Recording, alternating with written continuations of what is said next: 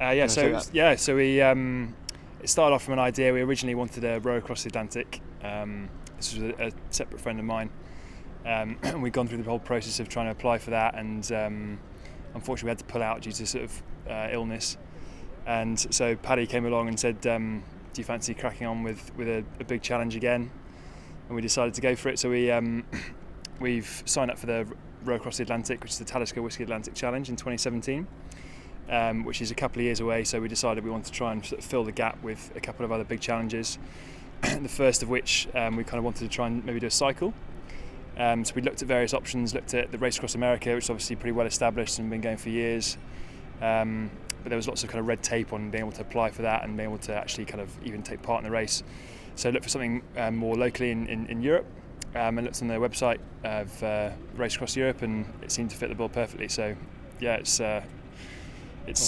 been a great start. Well, it sounds like a very long, arduous journey, but talk me through the route that you took. So we started in Calais, went from Calais through France, through Germany, into the sort of Alps through Austria, and then did a quick detour into Slovenia, over a big pass there, and across Italy, over the Col d'Angelo, which is just over 2,400 or 700, I think, meters, over Mount Ventoux, which is another famous climb, south of France, over the Pyrenees, as you do, through Spain and into Gibraltar. So yeah, it's quite a long way actually. What have been some of the highlights along the way?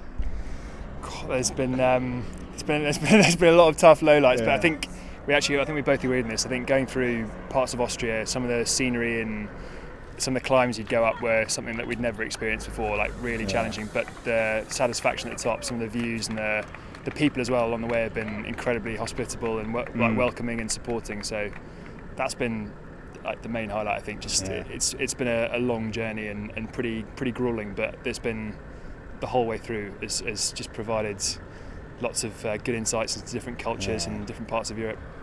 I think the mountains are my best and worst bit really, because at the moment where you're like, I can't actually carry on, and then you get to the top and you go, oh, it wasn't that bad, and then there's another one comes up, and I think that's the flats are tough, but it's the mountains that is the bit that really tests you, which was the sort of fun/painful bit of it all. Yeah, we had a pretty tough stretch through Italy, having just come out of Austria with some enormous mountains.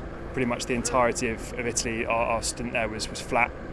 So originally we were looking forward to it for a couple of days, thinking amazing, we're going to have a nice flat stage, but by the end of it we were gagging for the mountains again, because it was really dull. So actually having some sort of reward going up a mountain and coming down it. So yeah, it was quite unexpected, and different emotions you go through and different sort of endurance tests, so both physically and mentally.